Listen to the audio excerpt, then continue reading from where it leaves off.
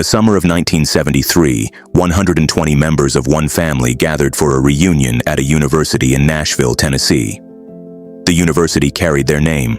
Their great-great-grandfather had founded it with a gift so large that, at the time, it was the single biggest charitable donation anyone in America had ever made. The family that walked the grounds that day shared one of the most famous surnames in the country, a name that for decades had been a synonym for money itself. And at that reunion, according to the family's own historian, not one of the 120 people present was a millionaire. Think about what that means. 96 years earlier, the man who started it all had died holding a fortune larger than the amount of money sitting in the United States Treasury. He could have set every descendant for 10 generations, run the math forward, even a cautious return, even after taxes. And the family standing in Nashville in 1973 should have been splitting billions. Instead, the number that mattered was zero. The fortune didn't vanish in a stock market crash. It wasn't seized by a government or stolen by a rival. There was no single catastrophe you can point to. It was spent, it was divided, it was married off and built into marble and simply let go, decade by decade, until there was nothing left to divide.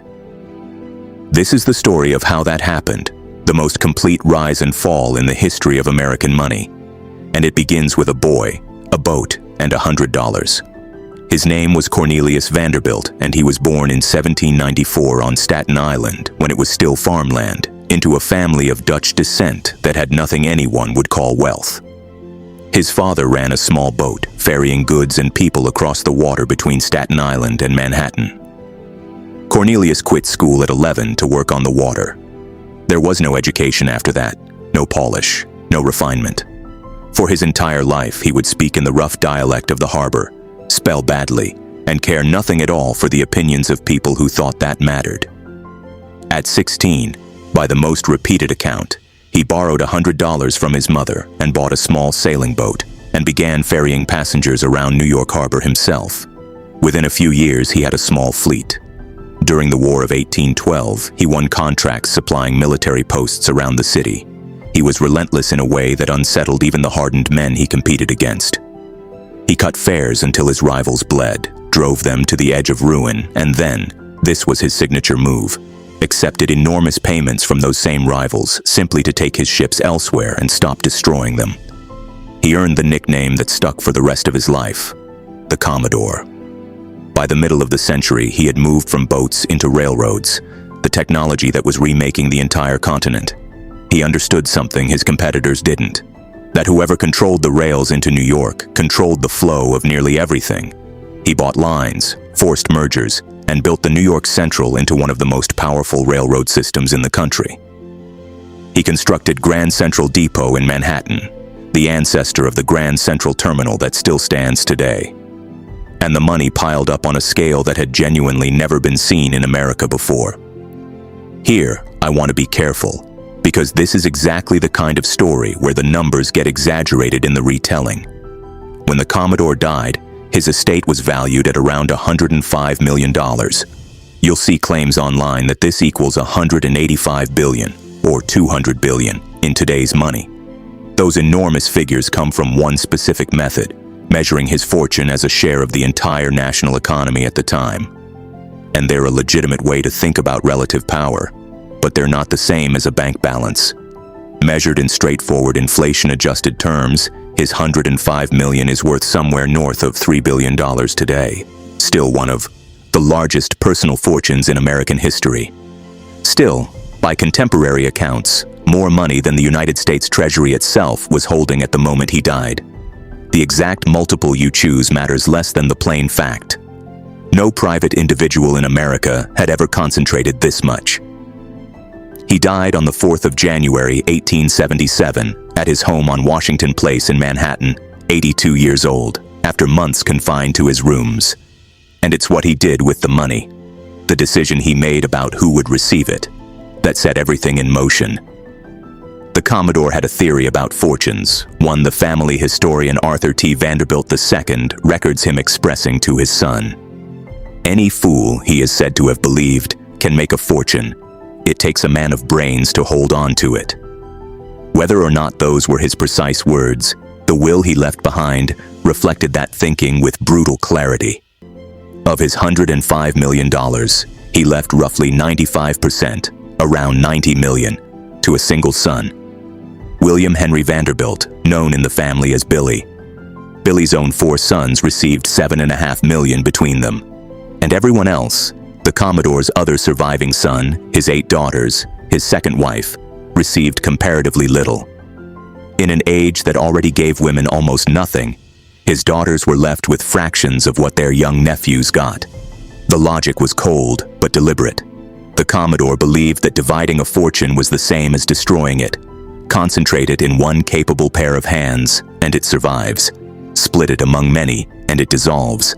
So he bet everything on Billy, the one child he judged capable of not wrecking it. The family did not take this quietly.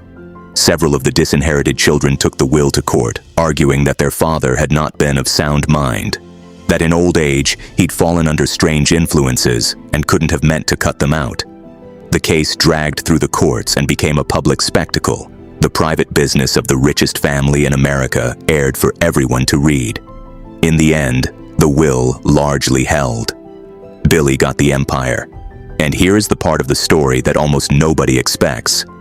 Billy, the supposedly unremarkable son, overweight and unassuming, whom the Commodore had once considered a disappointment, turned out to be extraordinarily good at exactly the thing his father had bet on. In the space of just 8 years, William Henry Vanderbilt roughly doubled the fortune. By the time he died in 1885, the family holdings had grown to something in the neighborhood of $200 million, most of it concentrated in New York Central Railroad stock. He would be the only descendant in the entire history of the family to increase the Vanderbilt wealth. Every generation after him would only spend it down. But Billy also made a decision, a very human, very understandable decision, that quietly reversed his father's entire strategy. When it came time to write his own will, he did not concentrate the fortune in a single heir the way the Commodore had. He divided it generously among his children, with the largest shares going to his sons Cornelius II and William Kissam. He had lived under his father's harsh, all-or-nothing philosophy, and he chose not to inflict it on his own children. You can't blame him for it. But the mathematics of a dynasty are unforgiving. The Commodore's rule, one heir, undivided, was the only thing keeping the fortune concentrated enough to grow faster than it could be spent. The moment Billy split it, the dilution began, and it would never stop. Each generation would divide again among more children, and more after that, until the once unimaginable fortune was spread so thin across so many people that it simply evaporated. That's the engine of the whole collapse, and it's worth sitting with, because it's not the story we usually tell about the Vanderbilts. We tell it as a story about spoiled heirs and reckless spending, and there was plenty of that, as we'll see. But underneath the mansions and the parties, the deeper cause was arithmetic. A fortune divided among many, in a family that had stopped building new wealth and only consumed the old, has a mathematical destination, and that destination is zero. Now, the spending. Because the third generation of Vanderbilts, Billy's children, took the money out of the railroads where it grew and poured it into something else entirely, a competition to be the most magnificent family in America. This was the height of what Mark Twain called the Gilded Age, and the Vanderbilts became its defining family. They built mansions along Fifth Avenue in New York, not one, but a row of them, block after block of limestone chateaux modeled on the palaces of French kings. They built summer cottages in Newport, Rhode Island, that were cottages in name only. Cornelius II built the Breakers, a 70-room Italian Renaissance palace overlooking the Atlantic. His brother George Washington Vanderbilt went furthest of all. Down in Asheville, North Carolina, he assembled an estate that originally ran to more than 140,000 acres and built, at its center, the Biltmore House, a 250-room French Renaissance chateau that remains, to this day, the largest privately owned home in the United States. These houses were not built to be lived in exactly. They were built to make a statement that the Vanderbilts, whose money was only a couple of generations old, belonged in the same sentence as the ancient noble families of Europe. They were meant to become ancestral seats, passed down for centuries, monuments that would proclaim the family's greatness for all time. It's one of the sharpest ironies in the whole story that most of them were barely used for a single lifetime. The money required to run them, the armies of servants, the maintenance, the heat, the sheer cost of keeping a palace warm, was staggering, and it came out of a fortune that was no longer growing. The mansions weren't just symptoms of the decline, they accelerated it. And one member of the third generation understood this better than anyone. William Kissam Vanderbilt, Billy's son, a man who had inherited tens of millions, is recorded by his own cousin, the family historian, describing that inherited wealth as a handicap to happiness. Inherited fortune, he said, had done him no good he could point to. It had killed his ambition, given him nothing to strive for, and surrounded him with people whose friendship he could never fully trust. He was one of the richest men in America, and he found the money to be, in his own account, mostly a burden. That same William Kissam Vanderbilt and his wife Alva are at the center of the episode's most revealing single moment, a moment that shows exactly what the Vanderbilt fortune had become and what it was for. By the 1890s, the Vanderbilts had all the money in America. What they did not have was what Alva Vanderbilt wanted most: acceptance by the old aristocracy of Europe, the world of inherited titles and ancient bloodlines that no amount of American railroad money could simply buy. But it could, Alva realized, be married into. Across the Atlantic sat a class of British noblemen who had titles, castles, and centuries of pedigree, and who were, many of them, running out of money to keep any of it. The castles were crumbling. The estates were mortgaged. What these aristocrats needed was cash. What families like the Vanderbilts wanted was a title. It was, in the cold language of the time, a market, and the American heiresses traded in it were known as dollar princesses. Alva found her match in Charles Spencer Churchill, the 9th Duke of Marlborough, cousin to a young man named Winston Churchill, and master of Blenheim Palace, one of the great houses of England, which he did not have the money to maintain. The Duke needed a fortune. Alva had a daughter. Her daughter was Consuelo Vanderbilt, 18 years old, strikingly beautiful, and secretly in love with someone else, an American she intended to marry. Consuelo did not want the Duke. She wanted no part of it. And what her mother did next is documented, years later, by Alva herself. When Consuelo resisted, Alva locked her in her room. When Consuelo still refused, Alva claimed the defiance was destroying her health and appeared to be at death's door, a collapse from which she recovered with miraculous speed the moment her daughter gave in. Consuelo relented. On the 6th of November, 1895, Consuelo Vanderbilt was married to the Duke of Marlborough at a church on Fifth Avenue, with crowds so large the police had to hold them back. Under her veil, by multiple accounts, the bride was weeping. As part of the arrangement, the Duke received around $2.5 million in railroad stock, the Vanderbilt fortune, converted directly into a British title. On their honeymoon, the Duke reportedly told his new wife plainly that he had married her only to save Blenheim. Years later, when the marriage was finally annulled, it was Alva herself who provided the testimony that ended it. "I forced my daughter to marry the Duke," she told an investigator. "I have always had absolute power over my daughter." It is one of the most chilling sentences any parent has ever said, for the record. There is an epilogue to that marriage worth keeping, because it's where this American story reaches across the ocean. Consuelo eventually escaped it. She found happiness in a second marriage, to a French aviator, and she became genuinely close to her former husband's cousin, Winston Churchill, who visited her home in France for years and is said to have worked there on one of his most famous speeches. The Vanderbilt Railroad fortune, in other words, didn't just build palaces in Newport. A piece of it flowed into Blenheim Palace and the Churchill family and helped keep one of the great houses of England standing. That's the strange reach of this money.